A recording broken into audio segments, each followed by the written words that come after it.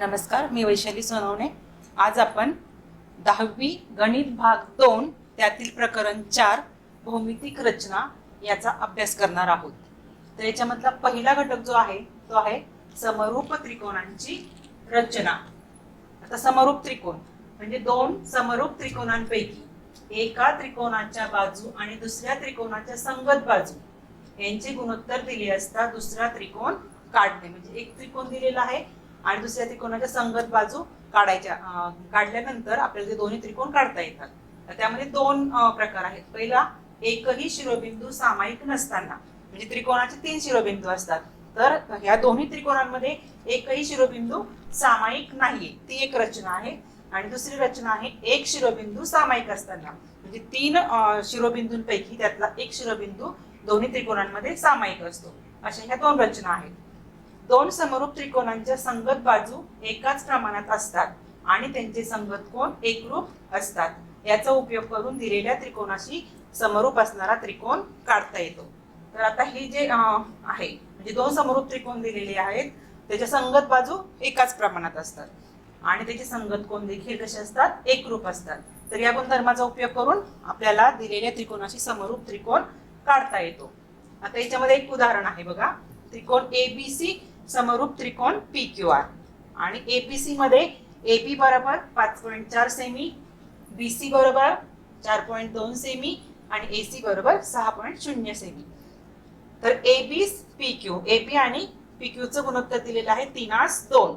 तर त्रिकोण ABC आणि त्रिकोण PQR काढा। म्हणजे बघा ह्यामध्ये त्रिकोण ABC च्या तिन्ही बाजू दिलेल्या आहेत आणि यावरून आपल्याला त्रिकोण PQR च्या बाजू काढायचे। तर आपल्याला गुणोत्तर पण दिलेलं आहे AB आणि PQ चं 3:2 हे गुणोत्तर आहे। मग याच्यावरून आपल्याला PQR च्या ज्या बाजू आहेत त्या आपल्याला काढता येतात। मग आता याच्यामध्ये पहिल्यांदा दिलेल्या मापाचा त्रिकोण काढायचा। म्हणजे आपल्याला त्रिकोण ABC चं माप दिलेली आहेत, म्हणजे AB दिली, BC दिली आणि AC तिन्ही बाजू दिलेल्या आहेत। मग या तिन्ही बाजूंवरून आपण प्रथम हा त्रिकोण ABC काढायचा। त्यानंतर त्रिकोण PQR काढताना त्याच्या बाजू काढताना ABC आणि PQR समरूप आहेत ते दिलेलं आहे। मग त्यांचे संगत बाजू कशा असतात, प्रमाणात असतात। म्हणजेच काय, AB छेद PQ बरोबर BC छेद QR बरोबर AC छेद PR।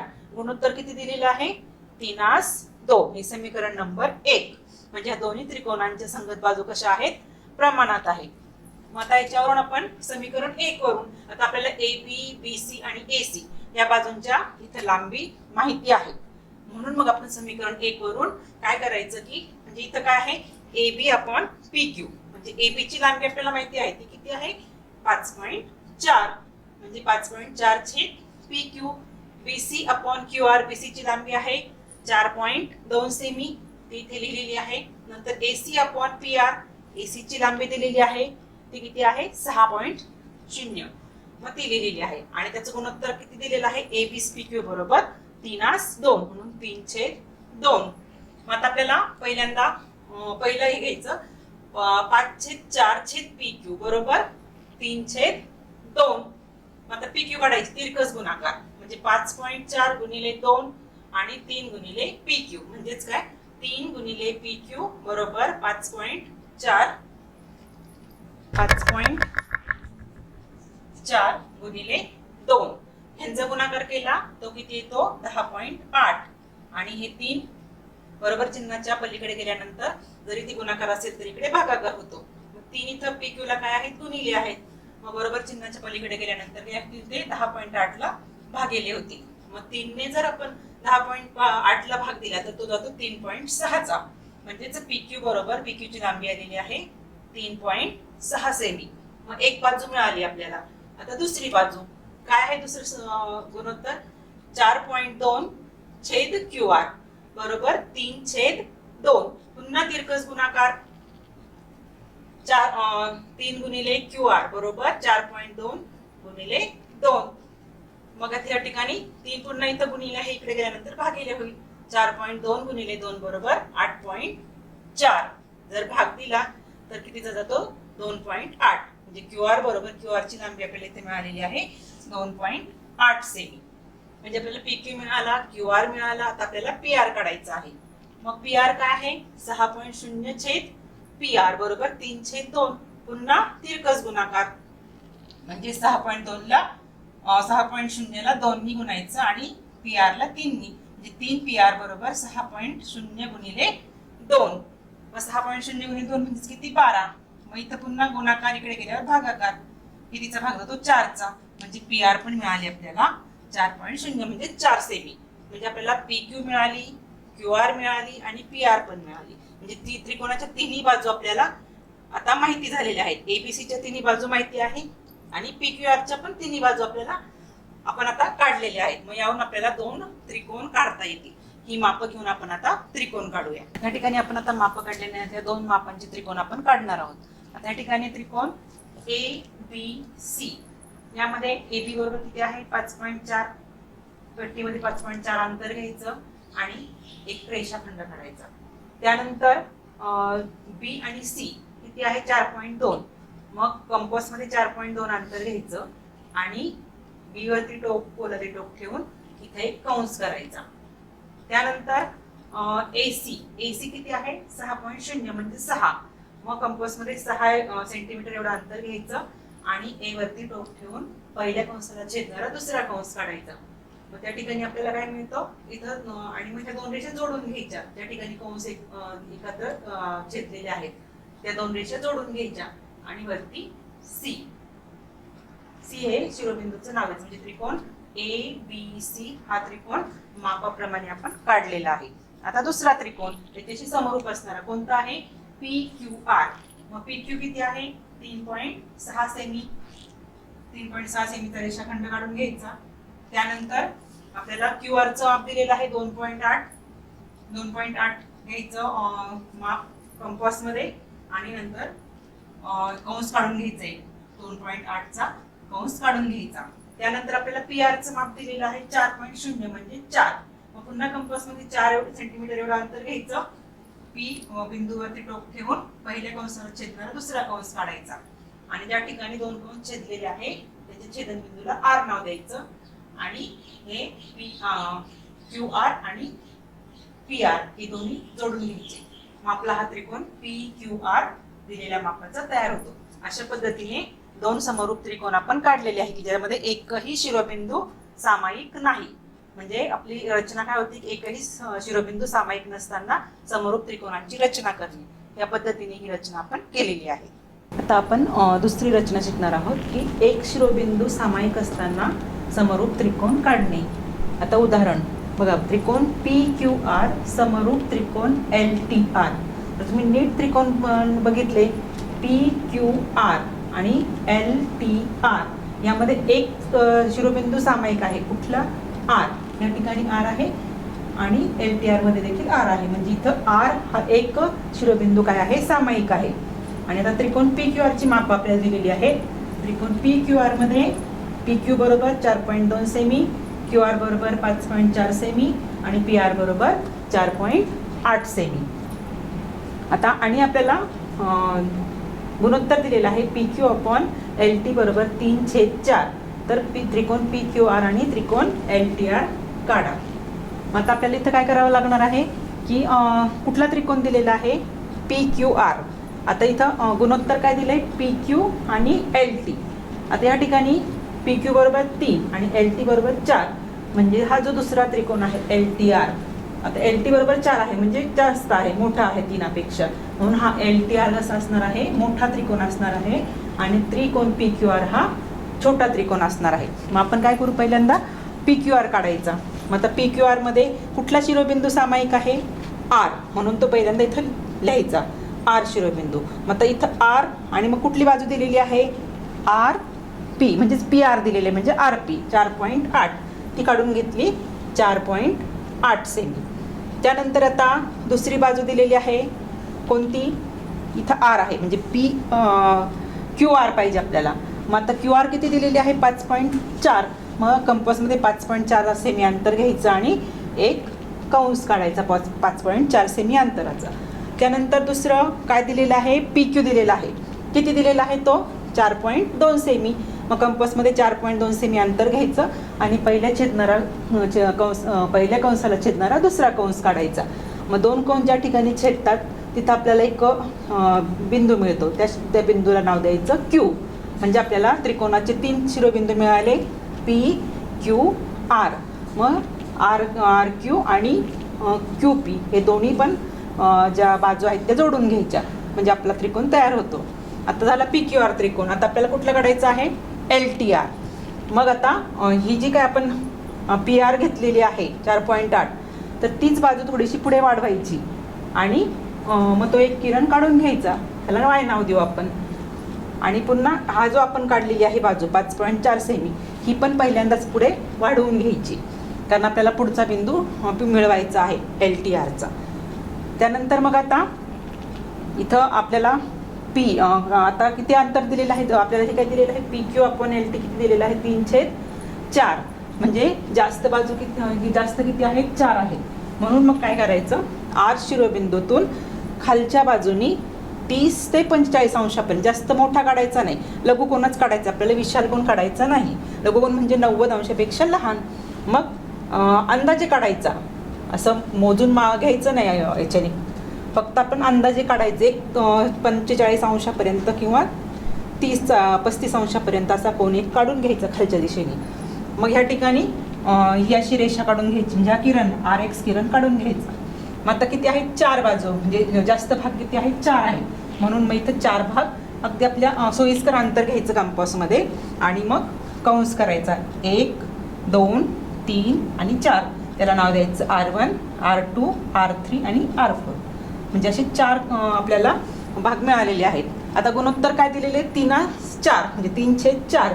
म्हणून मग हा P जो आहे, P आणि R3 आपल्याला जोडून घ्यायचा. P आणि R3 पहिल्यांदा जोडून घ्यायचा. मग जोडून घेतल्यानंतर कंपासमध्ये ठराविक अंतर घ्यायचं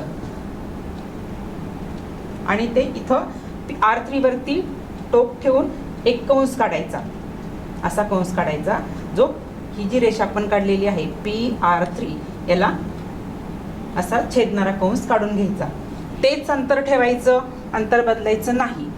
R4 वरती टोक ठेवायचं आणि पुन्हा असा एक कंस काढून घ्यायचा. त्यानंतर हे जे अंतर आहे, हे 2 याच्यामधलं हे अंतर मोजायचं एवढं, आणि ते पहिल्या कंस छेदणारा दुसरा कंस काढायचा. तेच अंतर घ्यायचं, पुन्हा इथे टोक ठेवायचं आणि ह्या पहिल्या कंसाला छेदणारा दुसरा कंस काढायचा. ज्या ठिकाणी दोन्ही कंस छेदले जातात त्या ठिकाणावरून इथे आपल्याला वरती रेषा काढायची. ही जी रेषा आहे PR3 याला समांतर रेषा आपल्याला इथे काढायची आहे.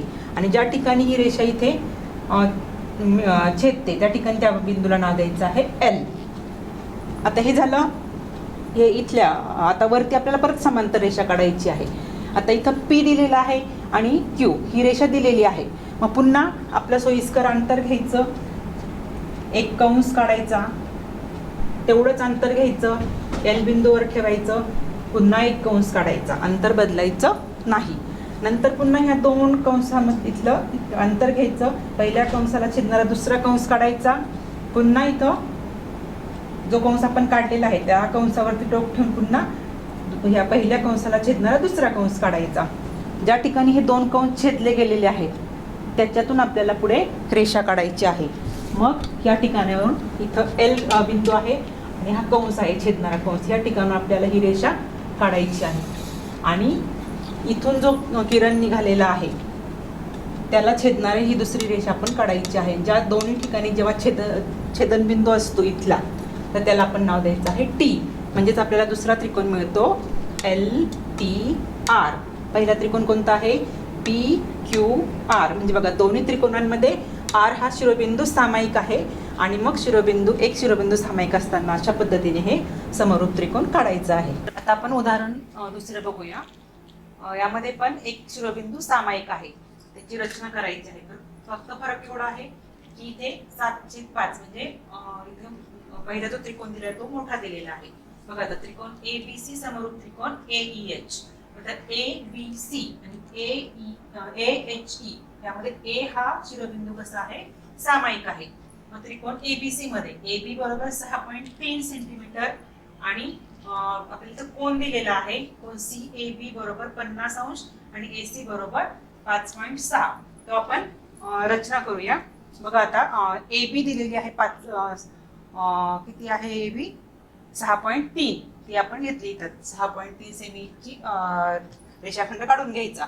तो पुढे वाढवायचा किरण वाय पर्यंत म्हणजे मोठा काढून घ्यायचा. त्यानंतर आता ए दिलेला आहे म्हणजे सी ए बी म्हणजेच काय एक कोणाचं माप दिलेलं आहे 50 अंश.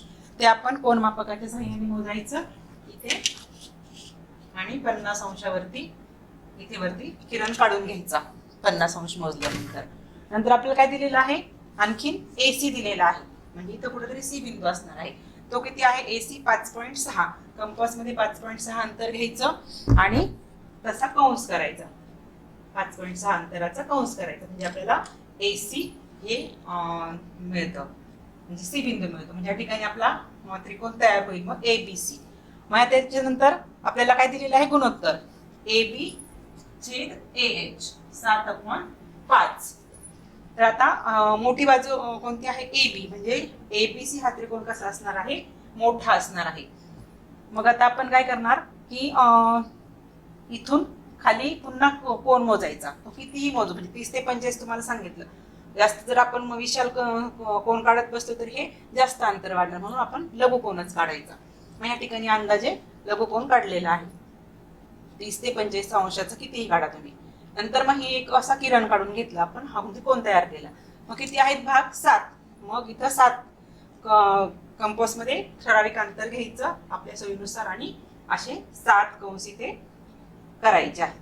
हे 7 कंस केले म्हणजे तिथं A1 A2 A3 A4 A5 A6 A7 असे 7 हे केलेत आपण कंस केलेले आहेत.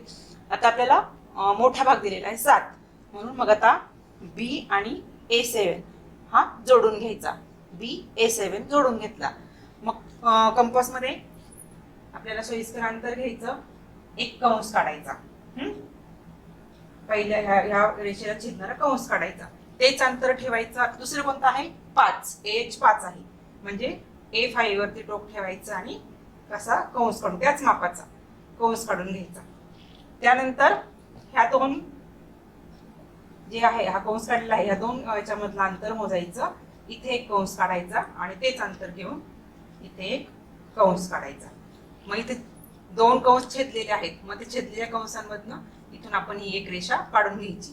या पहिल्या रेषेला असते ही समांतर रेषा काढून घ्यायची आणि त्या ठिकाणी एच नाव द्यायचं. पुन्हा मग आता इथे बी बिंदू आहे आणि ही रेषा काढलेली आहे.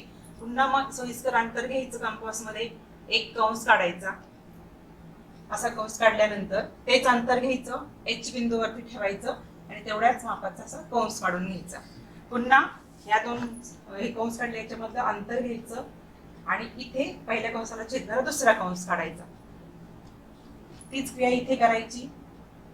पुन्हा पहिल्या कंसाला छेदणारा दुसरा कंस काढायचा आणि जिथे 2 कंस इथे छेदलेले आहेत तर या छेदलेल्या आणि हा एच पॉइंट याच्यातून एक रेषा काढून घ्यायची आणि ही एसी या रेषेला ज्या ठिकाणी ती छेदते आहेत त्या रेषेवर तो बिंदू असणार आहे. मग त्या बिंदूला ई नाव द्यायचं म्हणजे आपले 2 त्रिकोण तयार होतात ए बी सी आणि ए एच ई म्हणजे सामायिक शिरोबिंदू असताना अशी हे 2 त्रिकोण काढायचे. एक लक्षात ठेवायचं की ह्या बाजू समांतर असल्या पाहिजेत एकमेकांना समांतर असल्या पाहिजेत. आता आपण घटक 2 बघूया. त्याच्यामध्ये काय आहे की दिलेल्या वर्तुळाला त्यावरील बिंदूतून स्पर्शिका काढणे म्हणजे वर्तुळ दिलेला असेल आणि त्या वर्तुळालाच असणारा जो बिंदू आहे त्याच्यावरतून आपल्याला स्पर्शिका काढायची आहे. आपण उदाहरण बघूया. पहिलं आहे त्याच्यामध्ये वर्तुळ केंद्राचा वापर करून म्हणजे पहिली रचना आपल्याला काय करायची की वर्तुळाचा जो केंद्रबिंदू असतो त्याचा वापर करून आपल्याला वर्तुळाला स्पर्शिका काढायची आहे. उदाहरण बघूया. ओ केंद्र आहे आणि त्रिज्या 3.1 सेंटीमीटर असलेल्या वर्तुळाला त्यावरील पी बिंदूतून स्पर्शिका काढणे म्हणजे आपल्याला काय करायचं आहे 3.1 सेंटीमीटर त्रिज्या घेऊन त्याचं तेवढं वर्तुळ काढायचं आहे. मग या ठिकाणी कंपास मध्ये 3.1 सेमी अंतर घेतलं म्हणजे ती त्रिज्या झाली आणि त्या मापाचा असा वर्तुळ काढून घेतलं. मग नंतर आपल्याला काय सांगितलेलं आहे की त्यावरील बिंदूतून कुठलाही एक बिंदू घ्यायचा वर्तुळावरती कोणताही एक बिंदू घ्यायचा. या ठिकाणी आपण वर्तुळावरती पी बिंदू घेतलेला आहे. आता ह्या पी बिंदूतून आपल्याला स्पर्शिका काढायची आहे. मग आता पी वरून आपल्याला लंब टाकायचा आहे. मग आपण काय करायचं की पहिल्यांदा थोडंसं अंतर घेऊन दोन्ही बाजूला कंस करायचा आणि मग या दोन्ही जे कंस केलेले आहेत ह्या अंतराच्या निम्म्यापेक्षा जास्त अंतर घ्यायचं आणि वरच्या बाजूला एक कंस ओ केंद्र घेऊन खालच्या बाजूला एक कंस, त्यानंतर इकडचंच आपण कंस काढलेला आहे तिथे हे ठेवून आपल्याला पहिल्या कंसाला छेदणारा दुसरा कंस आणि या ठिकाणी पहिल्या कंसाला छेदणारा दुसरा कंस, अशा पद्धतीने हे दोन कंस काढून घ्यायचे आणि ज्या ठिकाणी हे कंस छेदलेले आहेत त्याच्यातून एक रेषा काढून घ्यायची, ती पी बिंदूतून जाते. बघा तुम्ही या ठिकाणी रेषा पी बिंदूतून गेलेली आहे. म्हणजे दिले त्रिज्या 3.1 सेंटीमीटर त्रिज्या असलेलं वर्तुळ आपण काढलं, त्यावरती पी बिंदू घेतला आणि ह्या पी बिंदूतून लंब टाकलेला आहे आणि हा लंब म्हणजेच ही रेषा एल, म्हणून रेषा एल ही पी बिंदूतून जाणारी अपेक्षित स्पर्शिका आहे. अतिशय सोपी रचना आहे, 3 स्टेप मध्ये आहे. पहिल्यांदा दिलेल्या त्रिज्येचं जेवढी त्रिज्या दिलेली आहे आपल्याला तेवढंच वर्तुळ काढून घ्यायचं, त्यानंतर वर्तुळावरती एक बिंदू घ्यायचा, एक रेषा काढायची त्याच्यामध्ये, नंतर आपल्याला त्याच्यातून त्या रेषा पी बिंदूतून आपल्याला लंब टाकायचा आहे आणि तो लंब नंतर जोडून घ्यायचा आहे, म्हणजे ही स्पर्शिका तयार होते. हे झालं पहिलं. आता दुसरी रचना जी आहे ती आहे वर्तुळ केंद्राचा वापर न करता, म्हणजे वर्तुळ केंद्र कुठेही वापरायचं नाहीये आणि मग आपल्याला स्पर्शिका काढायची आहे. कशी काढायची ती बघू आपण. उदाहरण बघा, 3.5 सेमी त्रिज्येचे वर्तुळ काढा. या वर्तुळाला त्यावरील कोणत्याही बिंदूतून वर्तुळ केंद्र विचारात न घेता स्पर्शिका काढा. म्हणजे या ठिकाणी वर्तुळ काढायचं आहे मात्र वर्तुळ केंद्र घ्यायचं नाहीये. मग अशा वेळेस काय करायचं, कशा पद्धतीने रचना करायची बघा. पहिल्यांदा 3.5 सेमीचं वर्तुळ काढून घ्यायचं, कंपास मध्ये अंतर घ्यायचं 3.5 सेमी आणि त्या त्रिज्येचं हे वर्तुळ असं काढून घ्यायचं. त्यानंतर हे वर्तुळ काढल्यानंतर आता आपल्याला काय सांगितलं की वर्तुळ केंद्राचा विचार करायचा नाही. मग आपण काय करायचं, एक जीवा काढायची. त्या ठिकाणी ए बी ही जीवा काढलेली आहे. मग आता इथं दोन कंस तयार झालेले आहे, हा आहे लघु कंस आणि हा आहे विशाल कंस. मग हे विशाल कंसामध्ये आपल्याला एक कोन काढायचा आहे. मग इथे पी बिंदू घ्यायचा, कुठेही घेऊ शकता तुम्ही. इथे पी बिंदू घेतला, नंतर पी ए आणि पी बी जोडून घेतले, मग आपल्याला एक त्रिकोण इथे तयार झालेला दिसतो, बरोबर आहे की नाही. पी ए बी हा एक त्रिकोण तयार झालेला आहे. मग आता ह्या पी वरती टोक ठेवायचं, गोलादी टोक ठेवायचं कंपासचं आणि एक असं आपल्याला सोयीस्कर अंतर घ्यायचं आणि एक कंस काढायचं. तेच अंतर घ्यायचं, बदलायचं नाही. ए बिंदूवरती टोक ठेवायचं आणि ह्या जिवेला छेदून आणि ह्या वर्तुळाला छेदणारा दुसरा कंस काढायचा. त्यानंतर एम एन त्याला इथं ज्या ठिकाणी छेदलेले आहे पी ए आणि पी बी या रेषा ज्या ठिकाणी हा कंस छेदलेला आहे त्या ठिकाणी एम आणि एन हे नाव द्यायचं. नंतर एम एन इतकं अंतर घ्यायचं आणि ते अंतर आणि ज्या ठिकाणी सी बिंदूला छेदलेला आहे त्या ठिकाणी आपण ए बी या जीवेला ज्या ठिकाणी छेदलेला आहे त्या ठिकाणी आपण त्या बिंदूला सी नाव देऊया.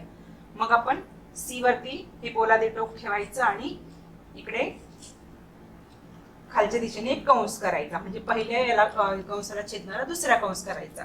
ज्या ठिकाणी ही दोन्ही कंस छेदले जातात त्या ठिकाणच्या पॉइंटला काहीतरी नाव देऊ आपण, इथे डी नाव देऊ. मग हा जो डी बिंदू आपल्याला मिळालेला आहे त्यातून ही एक रेषा काढून घ्यायची जी ए बिंदूतून जाते, म्हणजे या वर्तुळाला ही स्पर्शिका आहे एडी, म्हणजेच रेषा एडी ही वर्तुळाची अपेक्षित स्पर्शिका आहे. या ठिकाणी आपण वर्तुळ केंद्राचा वापर केलेला नाहीये. तर ही रचना पण अतिशय सोपी आहे.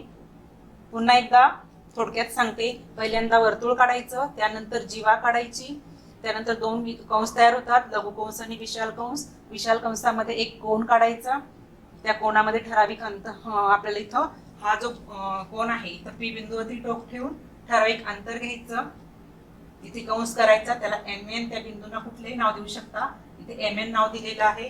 नंतर तेच अंतर घ्यायचं, ए बिंदूवर ठेवायचं, खालच्या दिशेने एक कंस काढायचा, नंतर एम एन इतकं अंतर घ्यायचं, तिथं आपण ज्या ए बी ला ज्या ठिकाणी छेदलंय तिथं आपण कुठलंही नाव देऊ शकतो त्या बिंदूला. सी बिंदू दिलेला आहे इथं, सी. नंतर एम एन इतकं अंतर घ्यायचं, ए बिंदूवरती टोक ठेवायचं आणि पहिल्या कंसाला छेदणारा दुसरा कंस काढायचा. सॉरी, सी बिंदूवरती टोक ठेवायचं आणि पहिल्या कंसाला छेदणारा दुसरा कंस काढायचा. या ठिकाणी आपल्याला डी बिंदू मिळतो आणि डी बिंदूतून मग एक रेषा काढायची जी वर्तुळाची अपेक्षित स्पर्शिका असते. आता आपण घटक तिसरा बघूया. दिलेल्या वर्तुळाला त्या बाहेरील दिलेल्या बिंदूतून स्पर्शिका काढणे. म्हणजे वर्तुळ दिलेलं असतं, वर्तुळाच्या बाहेर एक बिंदू दिलेला असतो आणि त्या बिंदूतून आपल्याला स्पर्शिका काढायची आहे. मग या ठिकाणी उदाहरण बघूया. 3.3 सेमी त्रिज्येचे वर्तुळ काढा. वर्तुळ केंद्रापासून 5.5 सेमी अंतरावरती पी बिंदू घ्या आणि पी बिंदूतून वर्तुळाला स्पर्शिका काढा. मग काय सांगितलं आपल्याला? 3.3 सेमीचं वर्तुळ काढायचं. 3.3 सेमी त्रिज्येचं हे पहिल्यांदा वर्तुळ काढून घ्यायचं. 3.3 सेमी अशा पद्धतीने. त्यानंतर वर्तुळ केंद्रापासून 5.5 सेमी हे वर्तुळ केंद्र आहे, तिथून 5.5 सेमी वरती पी बिंदू घ्यायचा आणि त्यानंतर या पी बिंदूतून वर्तुळाला स्पर्शिका काढायची. मग आता हे जे काही पी ओ पी जेवढं अंतर आहे त्याच्यात आपण तिथून लंब टाकायचं. म्हणजे निम्म्यापेक्षा जास्त अंतर घेऊन वरच्या दिशेने एक कंस, खालच्या दिशेने एक कंस, पुन्हा पी बिंदूवरती टोक ठेवून पहिल्या कंसाला छेदणारा दुसरा कंस, तसंच खाली पण खालच्या दिशेने पण काय पहिल्या कंसाला छेदणारा दुसरा कंस. ज्या ठिकाणी हे दोन्ही कंस छेदले जातात त्या छेदलेल्या कंसातून एक रेषा काढून घ्यायची. म्हणजे तो झाला लंब. मग आता आपल्याला काय करायचं आहे? हा लंब मिळालेला आहे, इथं एम बिंदू नाव देऊ आपण त्याला. मग ओ एम इतकं अंतर घ्यायचं, ओ एम इतकं अंतर घ्यायचं आणि एम बिंदूतून ओ बिंदूतून जाणारा असा हा कंस काढून घ्यायचा. पहिल्या वर्तुळाला म्हणजे हा जे काही वर्तुळ आहे या वर्तुळाला छेदणारा असा कंस काढून घ्यायचा. वर्तुळाला ज्या दोन बिंदूंमध्ये तो कंस छेदतो त्याला नाव द्यायचं ए आणि बी आणि नंतर मग रेषा पी ए आणि रेषा पी बी जोडून घ्यायच्या. त्या वर्तुळाच्या दोन स्पर्शिका तयार होतात. म्हणजेच रेषा पी ए आणि रेषा पी बी या वर्तुळाच्या अपेक्षित स्पर्शिका आहेत.